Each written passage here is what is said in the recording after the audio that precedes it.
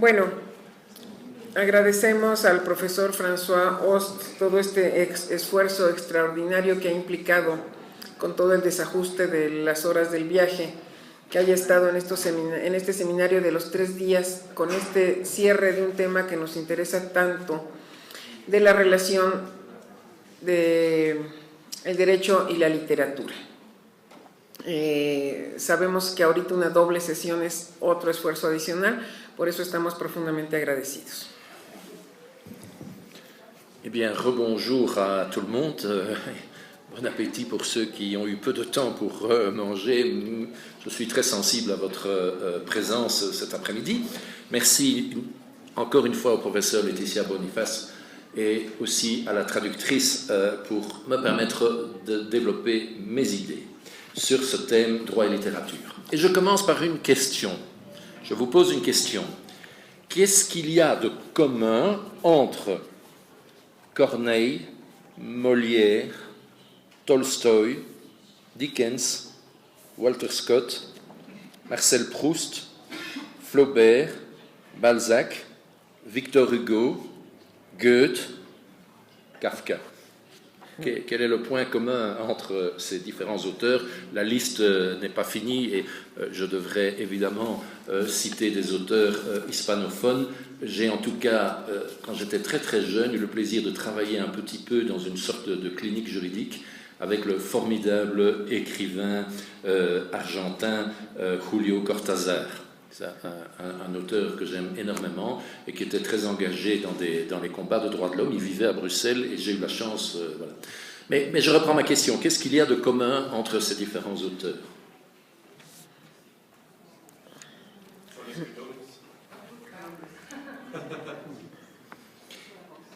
Ils ont tous fait des études de droit. Vous voyez que le droit peut mener à tout. Même à la célébrité littéraire. Et certains... Octavio Paz. Voilà, Octavio Paz. Voilà, je vais compléter mon énumération. Ils ont tous fait des études de droit et certains ont travaillé toute leur vie comme juristes.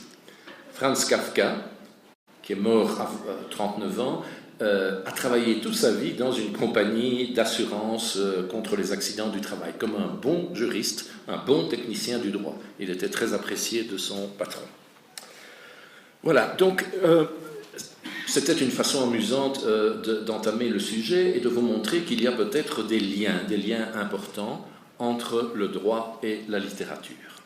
Oui, il y a des liens, c'est pourquoi un courant de pensée nouveau depuis quelques décennies s'est développé sous le nom Law and Literature, droit et littérature, literatura derecho. C'est un mouvement qui vient des États-Unis et qui s'implante maintenant en Europe. Moi-même, j'ai eu le plaisir, il y a 13 ou 14 ans, de créer dans mon université un cours intitulé Droit et littérature. Un cours qui est obligatoire pour les étudiants de lettres et facultatif pour les étudiants de droit. Ce qui est bien d'ailleurs parce que ça permet de mélanger deux publics qui ne se connaissent pas beaucoup. Qu'est-ce que nous allons faire cet après-midi? Je voudrais faire 2 choses. Je voudrais vous présenter dans un premier temps les 4 directions qui appartiennent au champ, au domaine de droit et littérature. Donc il y a 4 axes, 4 façons différentes de faire droit et littérature. Au passage, j'essayerai de répondre à la question de savoir quelle est l'utilité de ce passage par la littérature, d'un cours droit et littérature, pour nous les juristes. Et puis dans une deuxième partie de la conférence, j'espère que j'aurai le temps d'y arriver parce que je commence à avoir l'habitude de parler trop longtemps. Mais donc dans une seconde partie de la conférence, je voudrais montrer les rapports, les similitudes, mais aussi les différences entre droit et littérature. Donc je pense qu'il y a un rapport dialectique entre droit et littérature. Ça veut dire que ce sont 2 imaginaires proches, parfois convergents, mais aussi parfois divergents. Et je plaide pour ne pas identifier le droit et la littérature, je pense que ce n'est pas extrêmement utile. Alors, les 4 courants, les 4 axes dans le domaine droit et littérature, c'est le droit de la littérature, le droit comme littérature, le droit dans la littérature et le droit par la littérature. Voilà. C'est une façon pédagogique déjà de mettre un peu d'ordre dans ce courant. Avant de développer maintenant ces 4 directions de recherche, je voudrais aborder et répondre à la question, donc, mais finalement, quelle est l'utilité dans une formation juridique? Nous en avions parlé ce matin, c'était une des questions posées. Quelle est l'utilité dans une formation juridique de consacrer un moment à la lecture d'œuvres littéraires en rapport avec le droit? Eh bien, pour répondre à cette question, je commencerai par dire que la lecture de la littérature contribue chez les juristes à l'apprentissage de qualités techniques qui nous sont nécessaires pour pratiquer le droit. Et quelles sont ces qualités techniques? Elles sont très simples. C'est savoir écouter, parler, écrire. Parfois, dans les réceptions de mariage ou les cocktails mondains, des parents savent que je suis professeur de droit et me demandent « Mon fils ou ma fille va commencer le droit, qu'est-ce qu'il faut comme qualité ?» Et je réponds, et c'est très sérieux, il faut savoir lire, écrire, écouter, parler. Voilà. Et donc, il est évident que la fréquentation de la littérature améliore notre rapport au langage. Et ce rapport n'est pas du tout accessoire, il est fondamental. Parce que, en sciences humaines et sociales, et aussi dans la pratique du droit, notre seul outil, notre seul instrument, ce sont les mots du langage. Nous n'avons pas, comme les chimistes ou les physiciens, des appareils compliqués. Non, nous n'avons que les mots. Et donc, c'est essentiel pour les étudiants de respecter les mots, ne pas mélanger les mots, être attentif à leur étymologie, c'est-à-dire à leur histoire, l'étymologie latine ou grecque, voilà, ou leur traduction. Je reviens sur l'utilité de la traduction.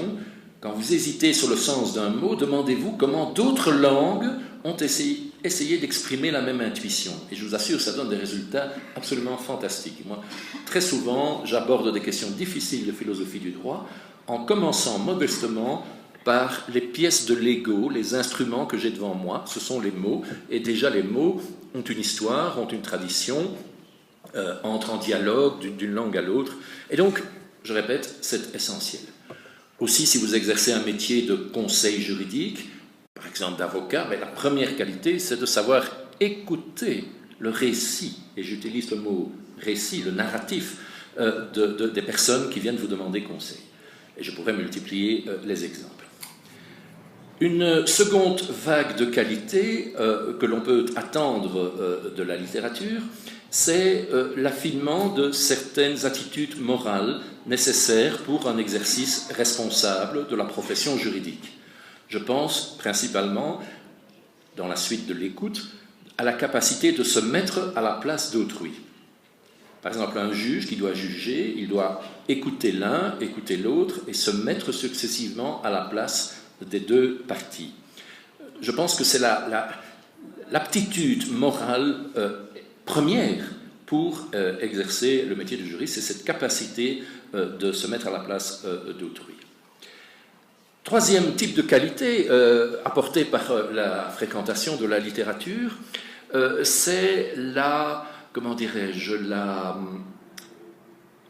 l'imagination. On pense souvent que le droit est seulement une question de mémoire. Je suis certain que si vous dites à vos amis que vous étudiez le droit, ils vont dire « pauvre malheureux, vous devez étudier des centaines de pages, vous devez connaître le code par cœur ». Je ne crois pas.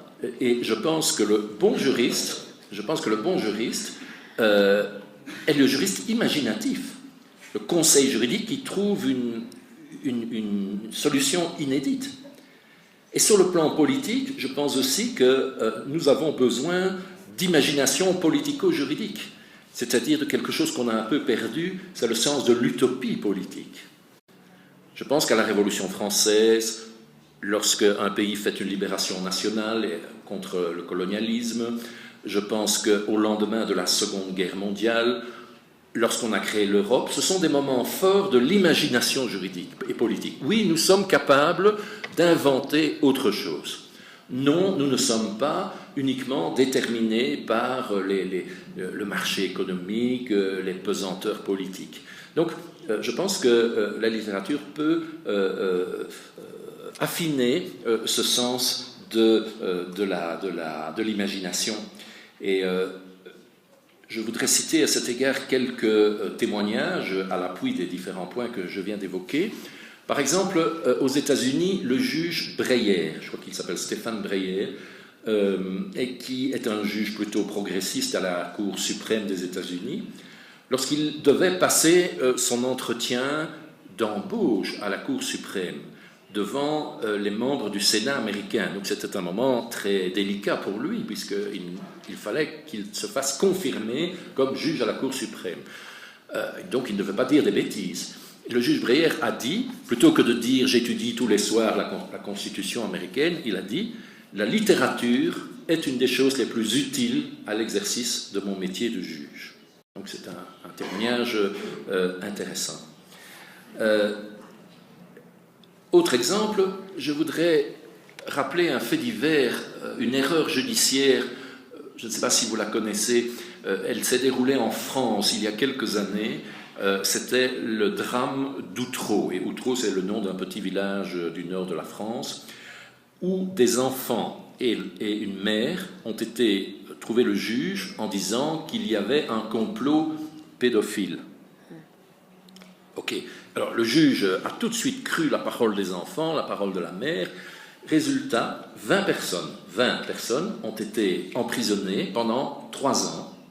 Et après les 3 ans, tout le monde a été acquitté. Et une personne est morte en prison. Donc ça, c'est un formidable exemple d'erreur judiciaire basée sur une absence totale de psychologie. Parce que le juge d'instruction qui a lancé toute l'affaire, il était sorti premier de l'école de la magistrature. Donc c'était certainement un excellent technicien du droit. Il était sorti premier. Le problème, c'est qu'il n'avait pas beaucoup de psychologie. Et il a tout de suite cru ce qu'une femme, peut-être un peu hystérique, des enfants, peut-être un peu manipulés par leur mère, il a tout de suite cru ce récit, et avec la psychose collective des affaires pédophiles en Europe, Belgique, France, tout le monde a trouvé très bien d'enfermer pendant 3 ans 20 personnes sur la base d'un dossier absolument vide. Cet exemple m'intéresse parce que Antoine Garapon et Denis Salas, Antoine Garapon est un ami du directeur du CIDE, nous en avons parlé ce midi, ont écrit un petit livre suite à ce scandale, et ils ont rappelé, je ne vais pas entrer dans tous les détails, une histoire de sorcière qui s'est passée en Amérique du Nord au XVIIe siècle, dans un milieu très puritain, où là aussi il y a eu une sorte de psychose collective.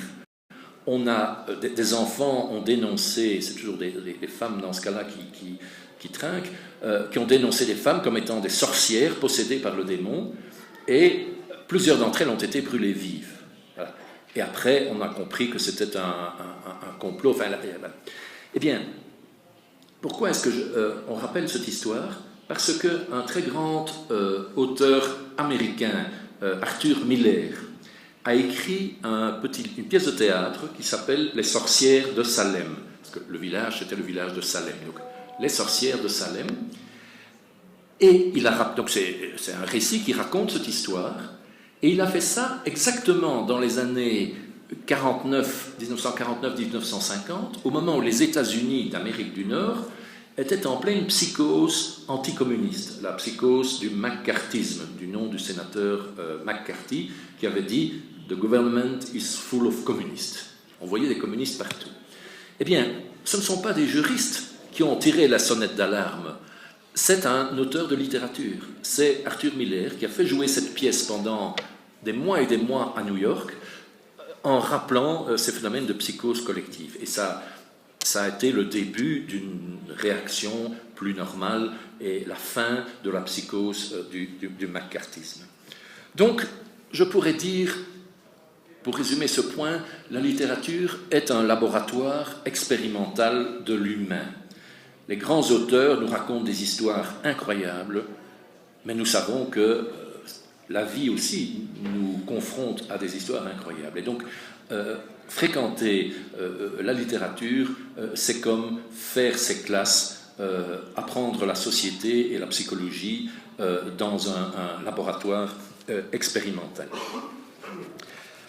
Je voudrais encore ajouter un argument à ce plaidoyer en faveur de l'enseignement de droit et littérature. Et c'est un argument plus récent pour moi et je suis assez content de pouvoir le développer pour convaincre mes collègues juristes positivistes qui n'ont peut-être pas beaucoup d'intérêt dans les choses que je viens de dire jusqu'ici. Et je voudrais montrer que le raisonnement par cas, qui est le propre de la littérature, qui nous raconte des histoires, qui nous raconte un cas particulier, eh bien le raisonnement par cas est également central dans la pratique du droit. J'ai été formé dans le moule du droit continental, français, allemand, italien, l'idée que le droit se trouvait dans les règles. Et les cas, eh bien les cas, ce n'était pas important, le cas, il n'avait qu'à rentrer sous le couvert de la règle. Ce qui était important pour un bon juriste, c'est de connaître toutes les règles, et avec ça, il pouvait maîtriser toute la société. Avec l'âge et l'expérience, je me rends compte que cette image est trompeuse et que le droit vivant, le droit réel, se produit au moins autant à partir des cas qu'à partir des règles préétablies. Donc au moins autant bottom-up, donc vers le haut, que top-down, vers le bas. Alors de nouveau, je ne voudrais pas vous inquiéter excessivement et dire qu'il n'y a pas de règle générale en droit. Je ne voudrais pas suggérer qu'il n'y a pas de sécurité juridique. Non, ce que je dis, c'est que nous juristes, nous travaillons à partir d'un dossier, à partir d'un cas, et nous partons à la recherche d'un critère généralisable. Nous partons à la recherche d'une règle générale. Et vous savez que pour le philosophe Kant, c'était ça l'indice de la moralité d'une règle, c'était la capacité de cette règle à se généraliser ou à s'universaliser. Eh bien, donc, ce que je veux dire simplement, c'est que le raisonnement des juristes est de ce type-là. Partir d'un cas particulier et rechercher la règle correspondant à ce cas. Parfois, la règle existe, tant mieux, le travail est terminé, nous appliquons la règle, je ne cherche pas la difficulté inutile, mais parfois la règle n'existe pas ou existe à moitié, et alors nous devons mettre en œuvre une faculté qui est la faculté d'imagination et pas de mémoire, de créativité et pas de logique formelle, pour avoir l'intuition de la solution généralisable. Je voudrais citer un petit exemple et un très grand exemple. Le petit exemple, c'est ce que je vis plusieurs fois par an lorsque je participe comme professeur à un jury d'examen. Et même si le règlement d'examen est simple et clair, il y a toujours des étudiants qui arrivent avec des cas non prévus. Et alors nous devons délibérer autour de la table de discussion de professeurs pour savoir quelle solution donner. Et j'aime beaucoup ce moment, je l'observe avec mes yeux de théoricien du droit, parce que c'est le moment le plus juridique, le plus créatif, où tout le monde, avec bonne volonté, essaye de trouver une solution juste, mais on adoptera la solution juste que si on est en mesure de construire un critère généralisable. Si on ne parvient pas à faire ça, le risque pour les professeurs, c'est d'être taxé de laxisme ou de favoritisme. Et donc, je pense que apprendre à raisonner à partir d'un cas particulier est une excellente leçon de méthode pour pratiquer le métier de droit. S'il y a des philosophes parmi vous, Kant parlait à cet égard de jugement réfléchissant et non pas de jugement déterminant. Jugement réfléchissant part du bas plutôt que du haut, ce n'est pas un syllogisme. Voilà donc différents arguments, je plaide pour ma chapelle, différents arguments qu'on peut évoquer pour encourager les facultés de droit à introduire un cours de droit et littérature. Maintenant, je reviens à la question que j'évoquais tout à l'heure, c'est-à-dire les 4 directions, les 4 axes du courant droit et littérature. Le premier, c'est le droit de la littérature. je ne vais pas insister parce que là, nous sommes encore dans le domaine de la technique juridique. Donc, ce n'est pas vraiment une branche de droit, mais c'est un objet transversal. La littérature est un objet transversal qui est traité par différentes branches de droit. Par exemple, en droit civil, vous allez étudier le copyright ou le droit d'auteur, les questions de plagiat. En droit pénal, vous allez étudier les délits commis par voie de presse, l'injure, calomnie, diffamation. En droit public et constitutionnel, vous allez étudier les phénomènes de censure à l'égard de la littérature. Je pourrais continuer, le droit administratif. Donc, le droit de la littérature, il y a quelques exemples célèbres. Un des plus célèbres, c'est le procès qui avait été fait au XIXe siècle à Baudelaire et aussi à Flaubert d'ailleurs. Baudelaire pour les fleurs du mal, Flaubert pour Madame Bovary. Le livre était poursuivi comme obscène, comme attentatoire à la morale publique. Et ces deux grands auteurs ont été condamnés. Et si je parle de ça, c'est parce que c'est un cas très rare. Au XXe siècle, en 1949, la Cour de cassation française a révisé son arrêt. C'est un cas exceptionnel. Et elle a dit, nous nous sommes trompés et l'opinion publique et le jugement des hommes de lettres ne nous a pas suivis. Donc c'est un cas exceptionnel où la Cour de cassation française, qui est le temple du droit formel, a accepté de revenir sur sa décision en suivant l'opinion publique et les critiques littéraires. Bon, on peut faire, j'ai des amis qui sont avocats, qui ont leur carrière, toute leur carrière, c'est un sujet de cabinet très amusant, dans la défense, comme ça, des auteurs, dans des procès de plagiat ou de succession, des choses pareilles. Le deuxième courant, c'est le courant du droit comme littérature. Donc, il s'agit de comprendre que le droit est aussi et surtout basé sur des textes, textes de loi, textes d'un contrat, textes d'un discours parlementaire, et donc il est possible d'étudier ces textes avec les méthodes qui ont fait leur preuve dans la critique littéraire ou la philologie. Donc les juristes peuvent apprendre certaines recettes, certaines méthodes de leurs collègues qui enseignent dans les facultés de lettres, la littérature ou la linguistique. Et ça n'est pas tout à fait faux. Effectivement, à certains égards, le texte juridique est un objet écrit en langue espagnole ou langue française avec des effets de rhétorique. Un avocat en cour d'assises peut plaider avec des effets de rhétorique, ou bien un parlementaire, pour faire accepter une loi, peut faire de la rhétorique. Donc ça peut être intéressant d'appliquer cette méthode. Également la méthode herméneutique, ou la méthode d'interprétation, pour décrypter, pour élucider un texte. Nos collègues littéraires, les théologiens aussi d'ailleurs, ont beaucoup de choses à nous dire sur la manière d'interpréter de façon utile un texte. J'ajoute pour l'anecdote que dans certains cas, il est impossible de distinguer le statut du texte que vous étudiez. Je veux dire que le même document est à la fois une pièce de procédure juridique et un morceau de littérature. Un exemple. Au XVIIe siècle, à l'époque de Louis XIV, et de la première Académie française, il y a eu le seul cas, il n'y en a pas eu d'autres depuis, où un académicien a été chassé de l'Académie française. Motif, ses collègues le soupçonnaient d'avoir plagié, d'avoir détourné le travail commun d'écriture du dictionnaire de l'Académie française, de l'avoir plagié et d'avoir publié sous son nom à lui, il s'appelait Antoine Furetière et il était juriste, d'avoir publié sous son nom à lui une encyclopédie qui a d'ailleurs eu beaucoup de succès, beaucoup plus que le dictionnaire de l'Académie.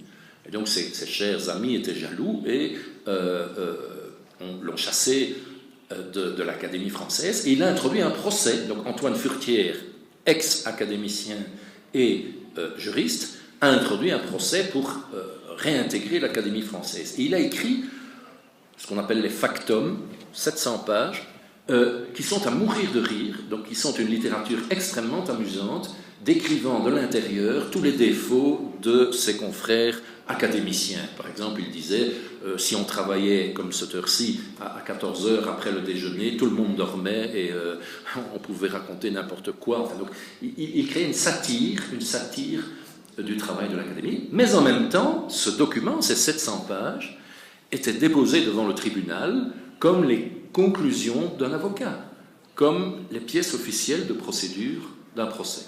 Donc parfois, mais je reconnais que c'est exceptionnel, parfois l'objet même sur lequel on travaille est mixte. Donc le droit comme littérature. Je dois bien constater que mes collègues américains, nord-américains, vont très très loin dans l'assimilation du droit comme littérature. Il y a des auteurs comme Martha Nussbaum, Richard Weinberg, James Boy White, beaucoup d'auteurs américains ils sont tellement enthousiastes pour cette perspective qu'ils finissent par dire, mais au fond le droit c'est de la littérature, le juge est un romancier, je sais bien que Dworkin l'a dit aussi, mais enfin, et là je cale, je dis non. Je trouve qu'on ne gagne rien et on perd beaucoup à dire le droit c'est la même chose que la littérature ou la littérature c'est la même chose que le droit. Je pense qu'il est beaucoup plus fécond, comme je vais essayer de le faire dans la deuxième partie, de montrer les points communs et les différences entre droit et littérature. Et j'en profite, comme je parle du droit comme littérature, de parler d'un mouvement annexe, la littérature comme droit. Alors, qu'est-ce que c'est que ça, la littérature comme droit ?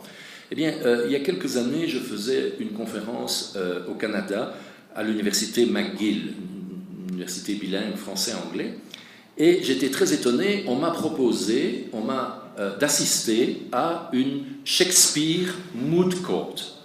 Qu'est-ce que c'est que ça ? Un tribunal shakespearien. J'ai demandé ce que c'était, et on m'a dit, mais écoutez, voilà, pendant toute l'année, un groupe d'étudiants de droit et un groupe d'étudiants de lettres doivent résoudre un cas pratique de droit, un cas compliqué, à l'aide des pièces de théâtre de Shakespeare, et seulement à l'aide des pièces de théâtre de Shakespeare. Voilà. Et alors, ça existait depuis plusieurs années. Il y avait un tribunal de professeurs qui jugeait, et puis il y avait une jurisprudence et une doctrine shakespearienne qui commençait à se développer. Et donc, les étudiants de l'année 3 commençaient à citer le jugement de l'année 2. Enfin, on commençait à fonctionner comme des juristes. Bon, alors moi je veux bien, et effectivement, j'ai écrit un livre sur Shakespeare et le droit. Shakespeare, la comédie de la loi. Et c'est vrai qu'il y a beaucoup de droit chez Shakespeare. Shakespeare nous a laissé 36 pièces de théâtre, et les experts ont calculé que 30 pièces de Shakespeare, 30 pièces parlent du droit et mettent en scène des procès. Donc, effectivement, il y a matière à inspiration chez Shakespeare. Et j'ajoute aussi que la Cour suprême des États-Unis, oui, la Cour suprême des États-Unis cite souvent Shakespeare, pro et contra, comme si c'était un argument de droit à l'appui d'une solution. Donc, ok, mais enfin, personnellement, je trouve que, pour les raisons que j'ai dites, donc ça va trop loin, je ne vais pas aussi loin que ces auteurs américains. Troisième perspective, troisième axe dans le courant droit et littérature, pour moi c'est le plus important, c'est le droit dans la littérature. Je veux dire qu'on peut remarquer que des questions de philosophie du droit très importantes et très profondes trouvent un traitement original dans certains textes littéraires.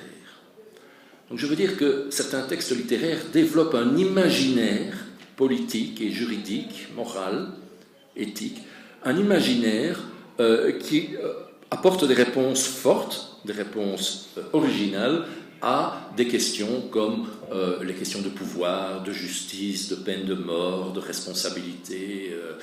La liste est infinie. Le plus célèbre exemple et le plus facile, c'est la pièce de théâtre de Shakespeare, de Sophocle, Antigone, qui depuis 2500 ans, dans toutes les facultés de droit, sert d'exemple pour illustrer le choc entre le droit positif et le droit naturel. Donc, vraiment, on peut montrer techniquement, en étudiant même le grec ancien, en montrant les mots qui sont utilisés, le choc entre ces deux philosophies du droit. C'est un exemple, mais il y en a beaucoup d'autres. Parfois, mais c'est exceptionnel, vous allez trouver dans la littérature la réponse à des questions techniques de droit. C'est plutôt anecdotique, mais je le dis au passage. Par exemple, Balzac, qui écrit dans les années 1810, 1830, 40, il écrit 120 petits romans qui forment la comédie humaine.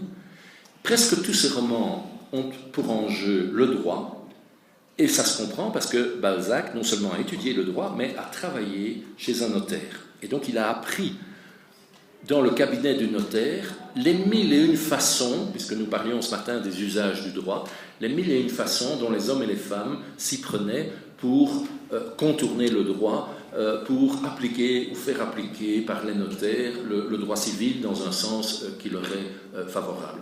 Et donc vous avez des débats extrêmement techniques, extrêmement informés sur le droit civil et commercial et pénal français du début du XIXe siècle chez Balzac. Mais c'est plutôt l'exception. Pour connaître le droit, il vaut mieux ouvrir le code ou un recueil de jurisprudence.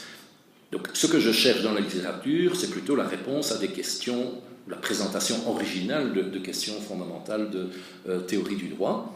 C'est dans ce courant-là que personnellement je m'inscris, avec beaucoup d'autres.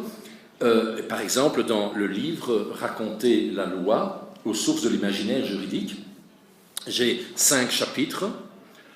Le premier chapitre est intitulé « Au commencement était le juge », et je raconte ce dont nous avons parlé ce matin. Je raconte avec Échille, le tragédien grec Échille, comment un groupe humain, Athènes au 5e siècle avant Jésus-Christ, comment un groupe humain a imaginé de sortir du cercle vicieux, mortel de la vengeance privée.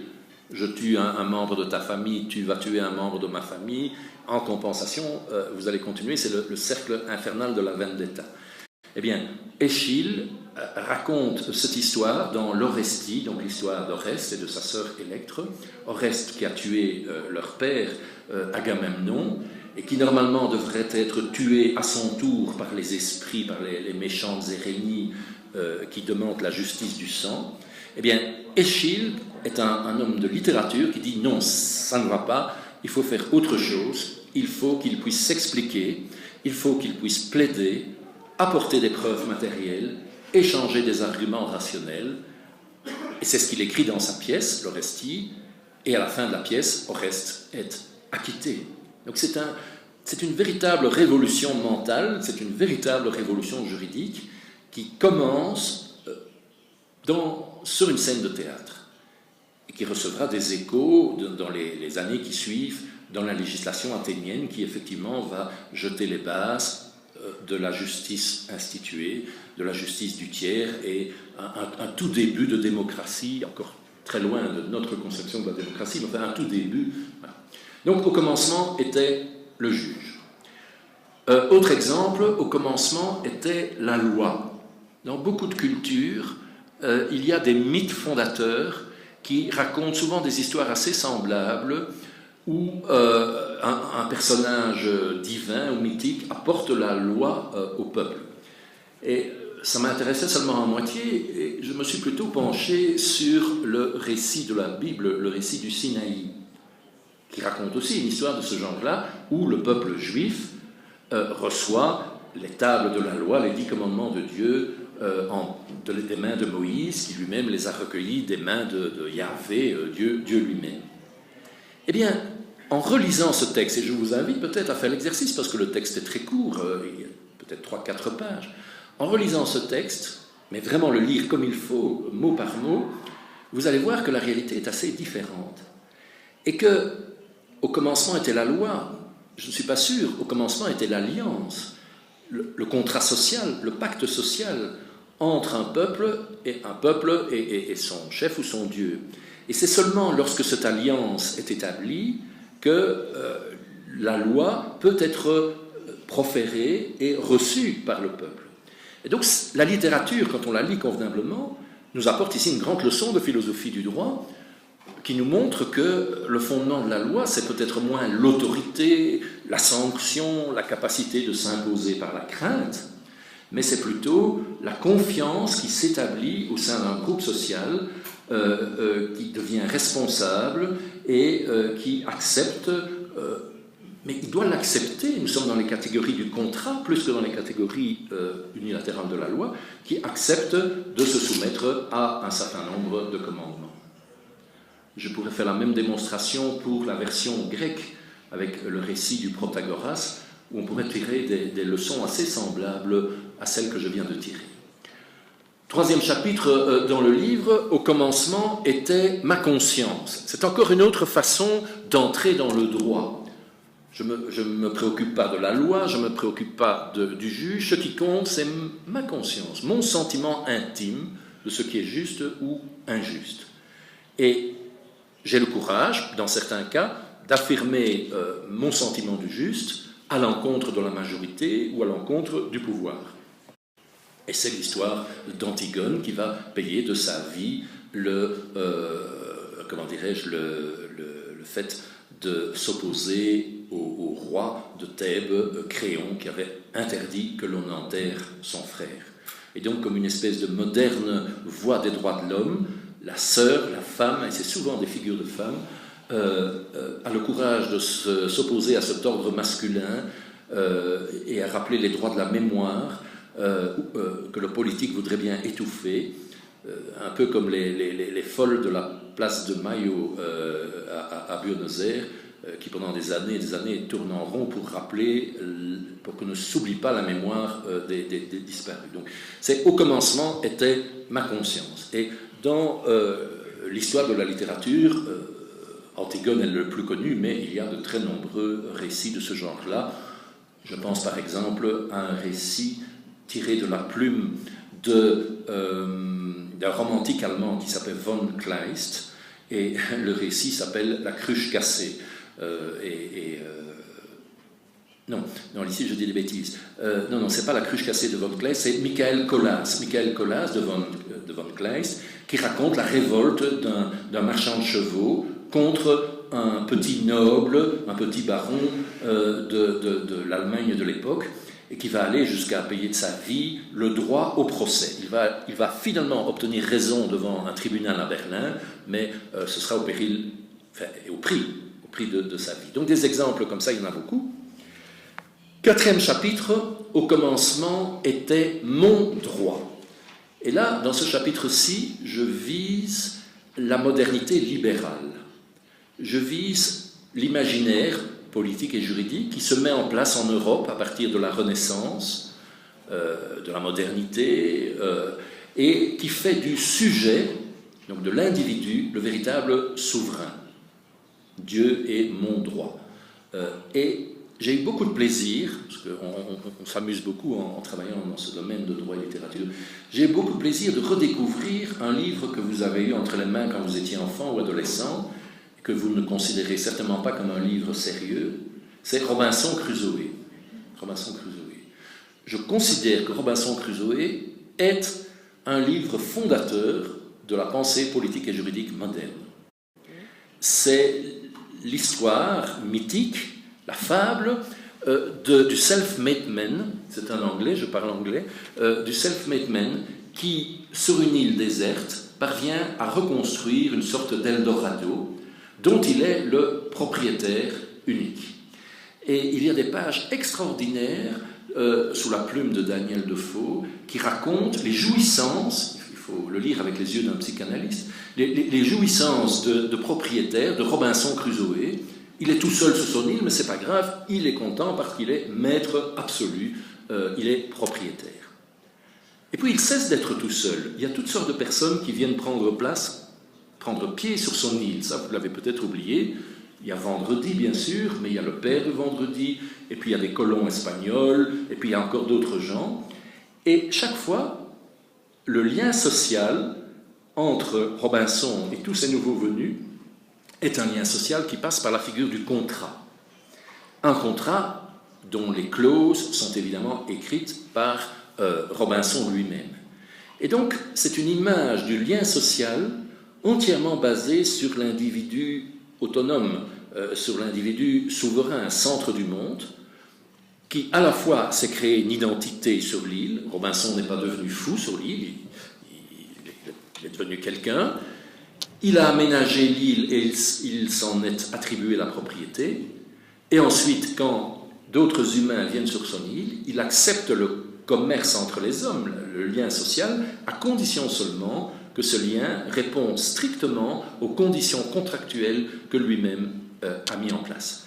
Et donc, je ne suis évidemment pas le seul à dire ça, il y a des analyses vraiment passionnantes qui montrent combien cette figure de Robinson Crusoe, qui a nourri l'imaginaire de génération et de génération d'adolescents et d'adultes en Occident, combien ce livre est vraiment fondateur de la modernité juridique, libérale, capitaliste, colonialiste, avec le paravent de la providence qui vient en quelque sorte cautionner ou bénir ce self-made man dont l'histoire est une success story. Et là aussi c'est très intéressant, moi je n'ai pas le temps de parler de ça maintenant, mais c'est très intéressant de voir comment au XXe siècle on continue à écrire toutes sortes d'histoires et à faire toutes sortes de films à propos de Robinson Crusoe, mais on n'y croit plus et le ressort est lâché, et ce sont plutôt des histoires qui racontent la mauvaise conscience de l'homme libéral, colonisateur, entrepreneur, etc. Dans le même chapitre, mais je ne vais pas en parler ici, dans le même chapitre, donc au commencement était mon droit, je parle du docteur Faust. C'est aussi un grand mythe occidental de ce savant qui ose faire un pacte avec le diable et donc rompre avec l'autorité divine. Et c'est très intéressant de voir que pendant les premières décennies, Faust sera sévèrement condamné pour ce projet sacrilège. Et puis, à partir du XVIIIe, XIXe siècle, et notamment sous la plume de Goethe, au contraire, Faust apparaît comme l'entrepreneur, une espèce de nouveau... comment dit-on, ce personnage de la mythologie grecque qui avait volé le feu des dieux, Prométhée, comme un nouveau Prométhée,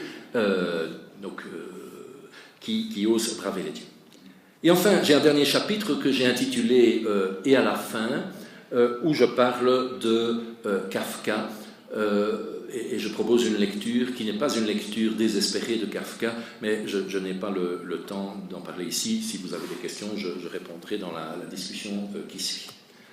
Voilà, donc ça c'est en très résumé la troisième perspective, le droit dans la littérature. Et alors, je n'y avais pas pensé au début, mais maintenant, depuis un certain temps, j'observe peut-être un quatrième courant, c'est le droit par la littérature. C'est-à-dire des auteurs, juristes ou hommes politiques qui écrivent une pièce de théâtre ou un roman pour faire avancer une cause ou une thèse juridique. Et je me contente d'un seul exemple, c'est Victor Hugo, qui a écrit plusieurs livres, Les Misérables, mais pas seulement, à l'appui de son combat contre la peine de mort. Voilà. Donc ce sont des auteurs juristes ou parlementaires qui, plutôt que de défendre des thèses savantes, mais que personne ne lit, s'adressent à un public plus large, à l'opinion publique, par une pièce de théâtre ou un roman qui va émouvoir l'opinion publique et créer un climat favorable à la réforme souhaitée. Voilà, ça c'est, en très résumé, le survol du domaine droit et littérature dans ses différentes orientations. Maintenant, je voudrais en quelques minutes faire la deuxième partie que j'avais annoncée et essayer d'attirer votre attention sur les points communs et aussi les points de divergence entre ces deux imaginaires. Je commence par vous inviter à relire Platon, qui, dans deux de ses livres, Les Lois et la République, met en scène le récit suivant. Ce sont des auteurs, des dramaturges, des poètes, qui demandent l'asile politique dans la cité. Ils demandent à pouvoir entrer dans la cité. Et dans le premier cas, les princes qui gouvernent la cité, qui sont d'ailleurs des philosophes, disent non, pas question, vous restez dehors, vous êtes persona non grata. parce que vous n'êtes pas des gens sérieux, avec vous, les littéraires, on ne sait jamais où est le bien, où est le mal, et puis vous faites rire, et le rire n'est pas sérieux, donc dehors. Et puis, lorsqu'il reprend dans un deuxième livre la même scène, elle reçoit une autre solution, mais qui n'est pas plus favorable, c'est la censure. Les princes disent au poète, oui d'accord, vous pouvez rentrer, mais nous allons vérifier ce que vous avez écrit, et c'est seulement si nous acceptons votre texte que vous pourrez entrer. Donc c'est assez sinistre le point de vue de Platon.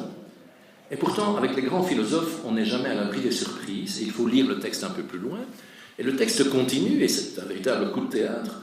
Platon dit, en fait, nous-mêmes, nous, le constituant, le codificateur, nous écrivons un récit.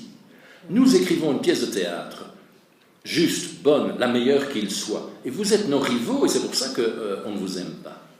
Alors là, c'est formidable, c'est exactement ce que j'essaye de dire depuis 1 heure, c'est qu'à la base du droit et de la communauté politique, il y a des récits fondateurs.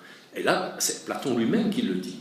Donc, vous voyez que mon rapport à Platon, il est ambigu, j'aime bien le deuxième Platon, et je n'aime pas le premier Platon. Mais donc, ça montre aussi que les rapports entre le droit et la littérature sont des rapports ambivalents. Pour les résumer, de façon très simple, d'abord les différences et puis les points communs.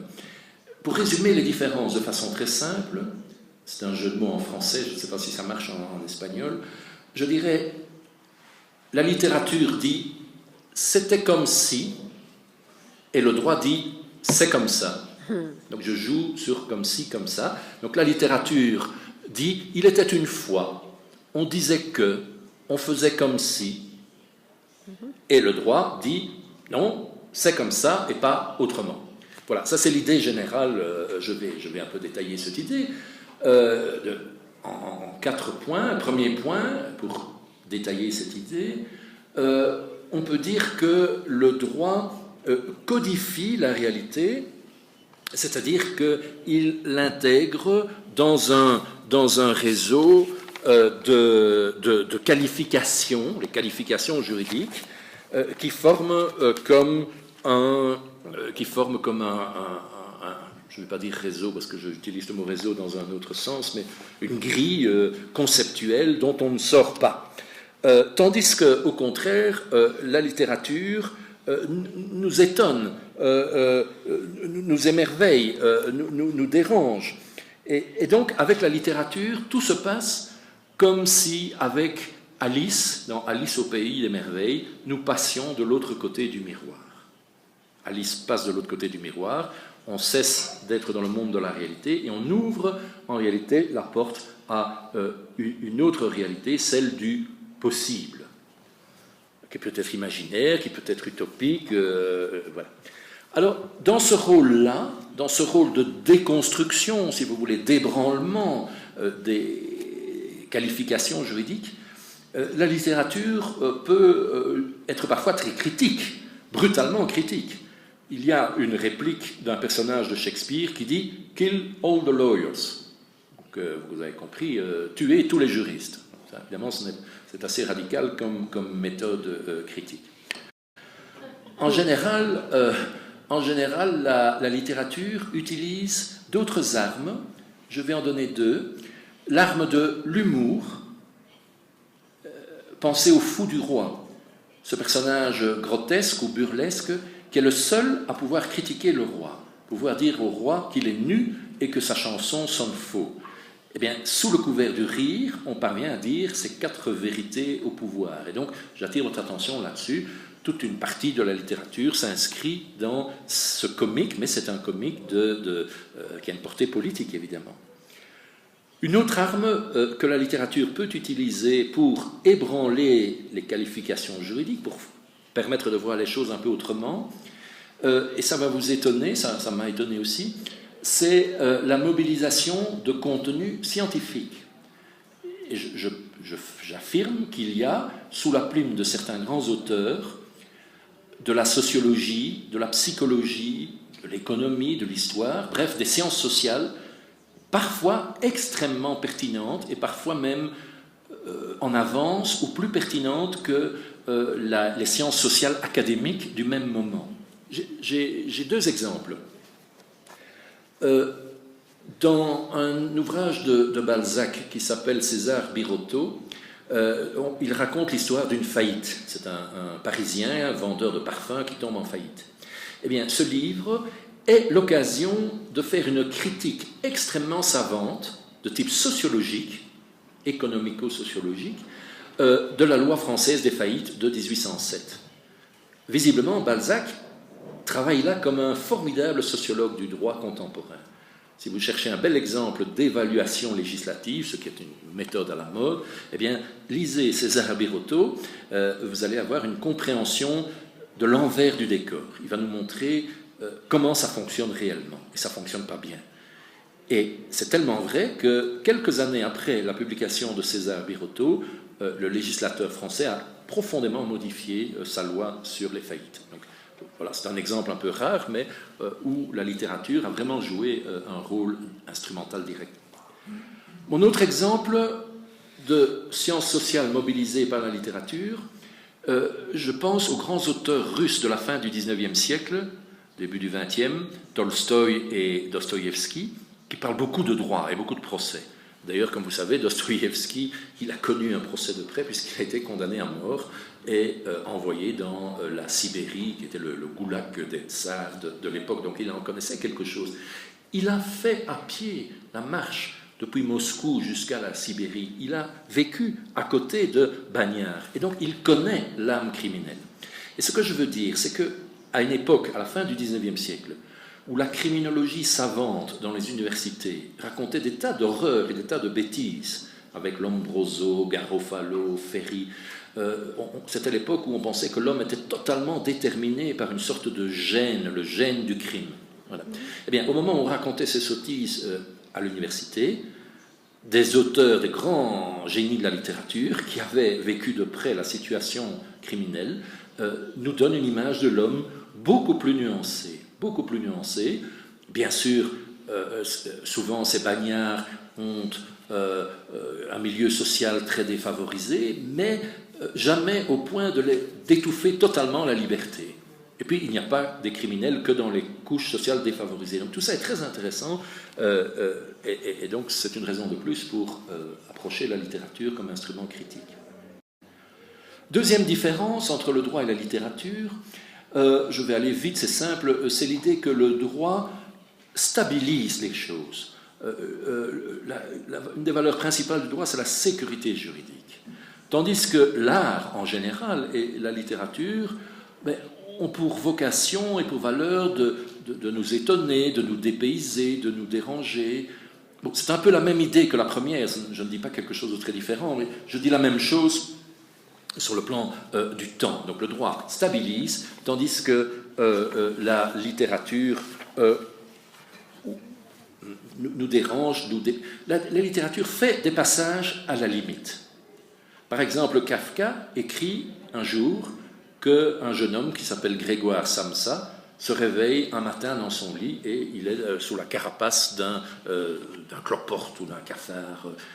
Qu'est-ce qui se passe si je me réveillais sous la carapace d'un insecte? Et donc, la littérature réalise des passages à la limite qui peuvent entraîner des renversements de perspective et qui ont une très grande valeur. Je dirais c'est une valeur heuristique, de découverte. Je vous assure, c'est honnête, j'ai fait vraiment, alors que je n'étais plus tout jeune, des découvertes sur la nature humaine et sociale, sur la nature du droit, à partir de ces passages à la limite de la littérature. Par exemple, je citais tout à l'heure une écriture de Robinson Crusoe au XXe siècle, et je vous disais que c'était des écritures renversées, on n'y croyait plus, le mythe fonctionnait à l'envers. Eh bien, je vous invite à lire, peut-être vous l'avez lu, de l'auteur anglais Golding, un livre qui s'appelle en français « Sa Majesté des Mouches ». Et c'est l'histoire d'un groupe d'adolescents, vous connaissez, hein, c'est l'histoire d'un groupe d'adolescents qui se crachent avec l'avion sur une île. Alors, au début, tout se passe bien, c'est comme dans une troupe scout, l'ordre et la méthode règnent. Et puis progressivement, la violence commence à poindre. Et très rapidement, le groupe social devient dirigé, ou en tout cas il se divise, et une partie du groupe est dirigée par des personnages extrêmement violents qui règnent grâce à la peur et à la menace. C'est Hobbes et l'état de nature violent plutôt que Locke et l'état de nature civilisé.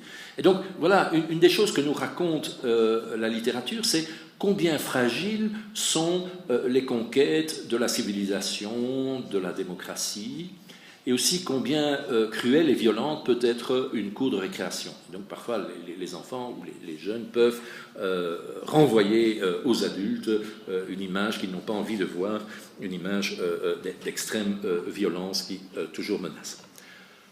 Troisième différence entre le droit et la littérature, troisième différence, la manière dont les deux imaginaires parlent des gens, des hommes et des femmes comme vous et moi. Alors c'est très simple, du côté du droit, les gens répondent à des rôles stéréotypés, à des personnages, le bon père de famille, le commerçant prudent et diligent. Donc ce ne sont pas des hommes ou des femmes réels, ce sont des standards, ce sont des images types, des rôles avec des droits et des devoirs auxquels nous sommes appelés à nous conformer. Mais la littérature, vous pensez bien, c'est juste l'inverse. La littérature fait craquer cette carapace et nous parle des gens, donc de vous et moi, tels que nous sommes. Et comment sommes-nous? Eh bien, nous sommes toujours en devenir, nous ne sommes jamais assurés de ce que nous sommes. Bien sûr, ma carte d'identité peut dire que je suis de nationalité belge, d'un âge que je ne vous dirai pas, d'un sexe que vous connaissez. Donc, je peux être défini comme personne juridique par un certain nombre d'éléments extérieurs. Mais ma vérité profonde, vous ne la connaissez pas et elle ne se trouve pas sur ma carte d'identité. C'est ce que le philosophe français Paul Ricoeur appelle l'identité narrative, qui s'oppose à l'identité objective. Eh bien, ce que je veux dire très simplement, c'est que énormément de textes de littérature jouent sur cette tension, sur cette opposition. J'ai une apparence masculine avec une cravate, mais peut-être que j'ai envie d'être transsexuel et de changer d'identité sexuelle. Des exemples comme ça, il y en a beaucoup, et la littérature tient là un filon extrêmement efficace. Je dois dire que pour moi, ça a été une des clés de compréhension de Shakespeare. Beaucoup de pièces de Shakespeare nous racontent des histoires de rois et de reines. Et pour les comprendre, il faut se rappeler une grande réalité, une grande institution juridique et politique. Je ne sais pas si vous l'avez rencontré dans des cours d'histoire du droit. C'est la théorie des deux corps du roi de Kantorowicz, les deux corps du roi. C'est-à-dire que pendant tout le Moyen-Âge, le roi était censé avoir deux corps, le corps physique, jeune, vieux, bien portant, malade, et le corps mystique ou le corps politique, qui était au fond la fonction royale. On parle parfois de la couronne. Et ce corps mystique ne peut pas vieillir, ne peut pas être malade, ne peut pas être fou, ne peut pas faire d'erreur. Et donc c'est une espèce d'armure, de carcan qui enferme la personne réelle du roi, qui peut être très faible, comme certains rois de Shakespeare, hésitant, comme Hamlet, trop vieux, comme le roi Lear. Et la liste pourrait être continuée comme ça. Des rois trop monstrueux ou trop pieux, enfin, qui ne collent pas. Il n'y a pas de correspondance entre la personne que je suis vraiment et le rôle ou le modèle que je suis appelé à jouer. Et donc, je pense vraiment que c'est une clé pour comprendre Shakespeare, c'est la tension entre ces deux personnalités. Enfin, quatrième différence entre le droit et la littérature, je dirais le droit se développe sur le plan de l'abstraction et de la généralité. C'est quelque chose que vous avez appris dès le premier cours de droit. On a dit que la loi était générale et abstraite. Très bien. Alors qu'au contraire, la littérature, j'ai insisté sur ce point tout à l'heure, part toujours d'un cas extrêmement particulier et à partir de là, pose des questions pour chercher un nouvel universel. pour questionner l'universel. Donc il y a là en quelque sorte de mouvements opposés, l'un qui part du cas et l'autre qui part du système ou de la règle générale et abstraite. Mon heure est passée, je vais en 3 minutes résumer les points communs, parce que si nous marions le droit et la littérature, c'est à la fois parce qu'il y a des divergences, mais c'est aussi il y a des recouvrements. Eh bien, la thèse que je défendrai ici est très simple. Je vais dire 2 choses. La première, c'est que le droit peut aussi être, comme la littérature, du côté de la créativité, de l'imagination, de la fiction. Pas souvent, mais quelquefois. Et ce sont des moments fondateurs.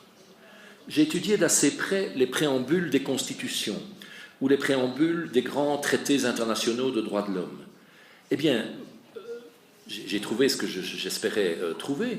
En réalité, vous trouvez dans ces préambules des textes fondateurs un récit politique. Par exemple, en 1776, aux États-Unis, on raconte la guerre d'indépendance contre les États-Unis. Dans la magnifique constitution d'Afrique du Sud de Nelson Mandela et de Desmond Tutu, vous avez tout un récit sur l'apartheid et puis sur l'idée qu'il faut échapper à la vendetta, à la vengeance, et que si le peuple sud-africain veut être un peuple adulte et gagner rapidement la liberté, il faut mettre en place la notion de Ubuntu, qui est une notion de la langue zoulou, je crois, et qui veut dire le sens de la communauté. Ce que je suis, je le suis grâce à vous, et vice-versa. Bref, il y a là tout un récit fondateur qui est à la source des normes de droit positif. Et je vous rappellerai qu'il y a toute une littérature de philosophie politique qui parle des romans politiques, avec Charles Taylor, par exemple, le roman politique qui est à la base de la nation. Et un philosophe du droit comme Dworkin nous rappelle que les juges, et notamment les juges constitutionnels américains, sont les conteurs moraux de la nation. Donc, décision après décision, ils racontent les épisodes de l'histoire constitutionnelle. À une échelle individuelle, c'est-à-dire les procès privés que nous faisons entre nous, les hommes et les femmes, eh bien, les plaideurs, les avocats, sont toujours étonnés de l'imagination extraordinaire des personnes, des histoires incroyables qu'ils se racontent, ou des montages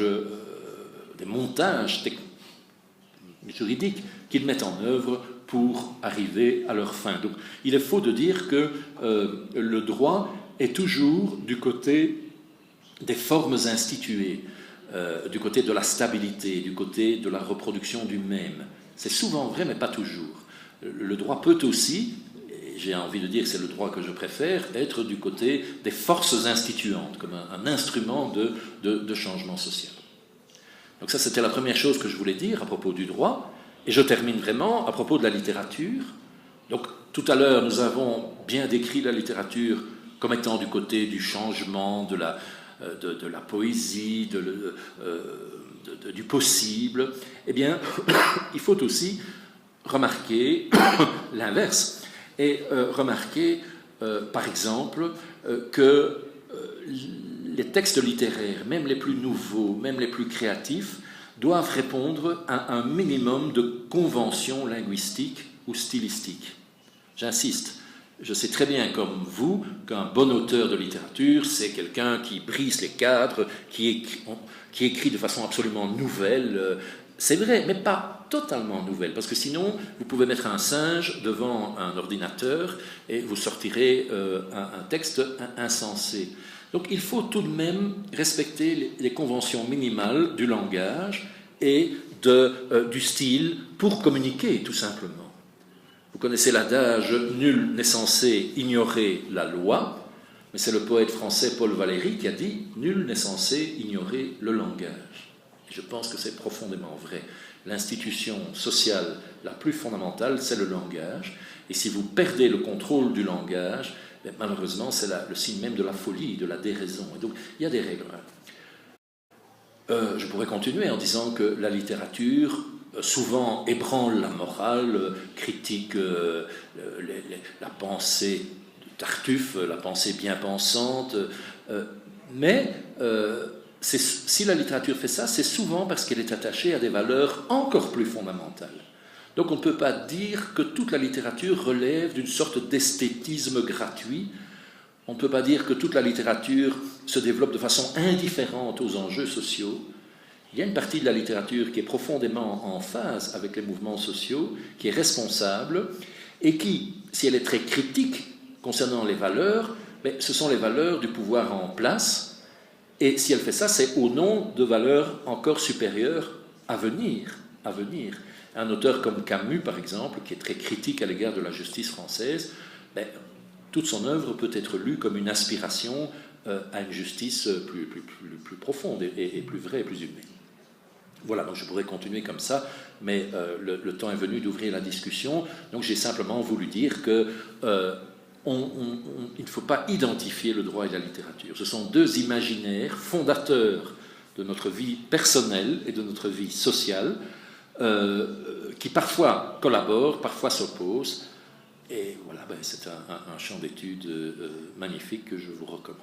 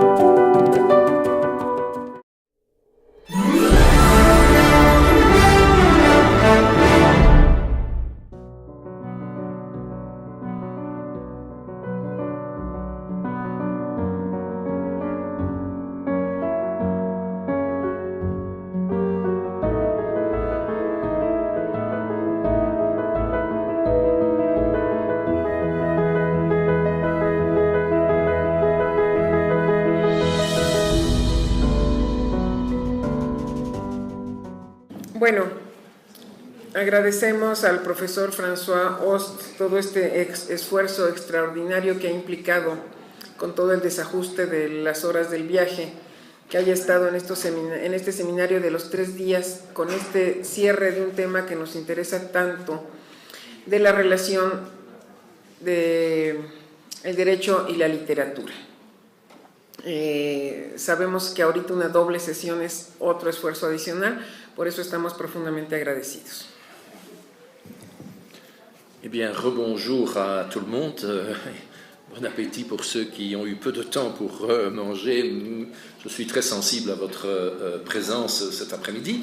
Merci encore une fois au professeur Laetitia Boniface et aussi à la traductrice pour me permettre de développer mes idées sur ce thème droit et littérature. Et je commence par une question.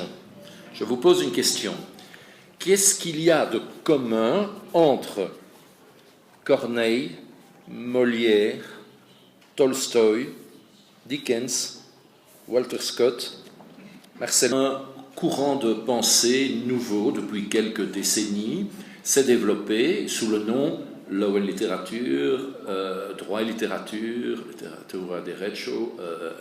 C'est un mouvement qui vient des États-Unis et qui s'implante maintenant en Europe.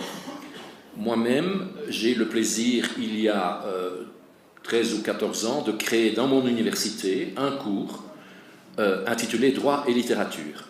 Un cours qui est obligatoire pour les étudiants de lettres et facultatif pour les étudiants de droit.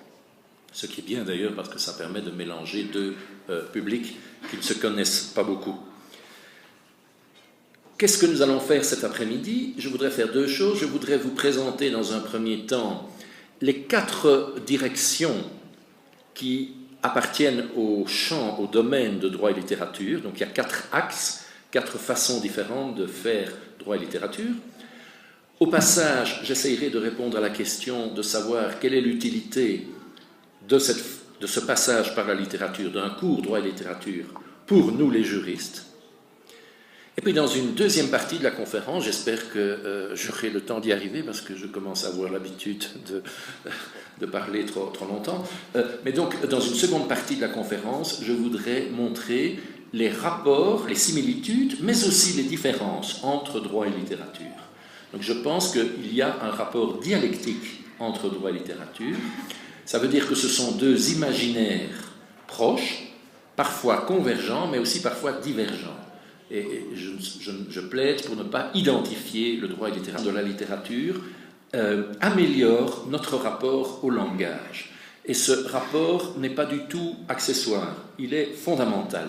Parce que, en sciences humaines et sociales, et aussi dans la pratique du droit, notre seul outil, notre seul instrument, ce sont les mots du langage. Nous n'avons pas, comme les chimistes ou les physiciens, des appareils compliqués. Non, nous n'avons que les mots. Et donc, c'est essentiel pour les étudiants de respecter les mots, ne pas mélanger les mots, être attentif à leur étymologie, c'est-à-dire à leur histoire, l'étymologie latine ou grecque, voilà, ou leur traduction. Et je reviens sur l'utilité de la traduction. Quand vous hésitez sur le sens d'un mot, demandez-vous comment d'autres langues ont essayé d'exprimer la même intuition. Et je vous assure, ça donne des résultats absolument fantastiques. Moi, très souvent, j'aborde des questions difficiles de philosophie du droit en commençant modestement par les pièces de Lego, les instruments que j'ai devant moi. Ce sont les mots. Et déjà, les mots ont une histoire, ont une tradition, entrent en dialogue d'une langue à l'autre. Et donc, je répète, c'est essentiel. Aussi, si vous exercez un métier de conseil juridique, par exemple d'avocat, la première qualité, c'est de savoir écouter le récit, et j'utilise le mot récit, le narratif, des personnes qui viennent vous demander conseil. Et je pourrais multiplier les exemples. Une seconde vague de qualité que l'on peut attendre de la littérature, c'est l'affinement de certaines attitudes. Je pense que ce n'est pas extrêmement utile. Alors, les 4 courants, les 4 axes dans le domaine droit et littérature, c'est le droit de la littérature, le droit comme littérature, le droit dans la littérature et le droit par la littérature. Voilà. C'est une façon pédagogique déjà de mettre un peu d'ordre dans ce courant. Avant de développer maintenant ces 4 directions de recherche, je voudrais aborder et répondre à la question, donc, mais finalement, quelle est l'utilité dans une formation juridique? Nous en avions parlé ce matin, c'était une des questions posées. Quelle est l'utilité dans une formation juridique de consacrer un moment à la lecture d'œuvres littéraires en rapport avec le droit? Eh bien, pour répondre à cette question, je commencerai par dire que la lecture de la littérature contribue chez les juristes à l'apprentissage de qualités techniques qui nous sont nécessaires pour pratiquer le droit.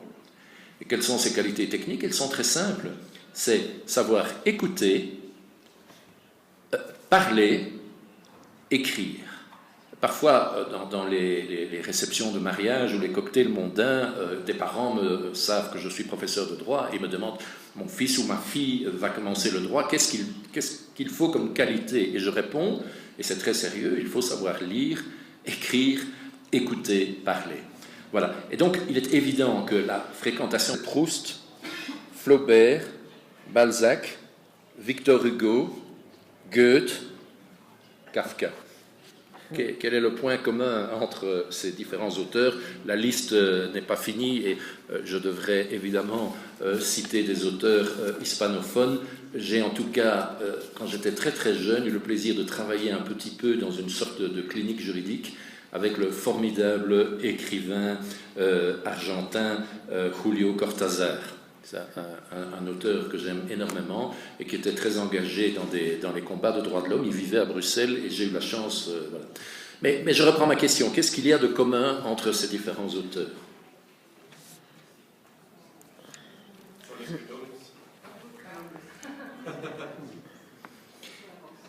Ils ont tous fait des études de droit. Vous voyez que le droit peut mener à tout, même à la célébrité littéraire. Et certains... Octavio Paz. Voilà, Octavio Paz. Voilà, je vais compléter mon énumération. Ils ont tous fait des études de droit et certains ont travaillé toute leur vie comme juristes. Franz Kafka, qui est mort à 39 ans, a travaillé toute sa vie dans une compagnie d'assurance contre les accidents du travail, comme un bon juriste, un bon technicien du droit. Il était très apprécié de son patron. Voilà, donc c'était une façon amusante d'entamer le sujet et de vous montrer qu'il y a peut-être des liens importants entre le droit et la littérature. Oui, il y a des liens, c'est pourquoi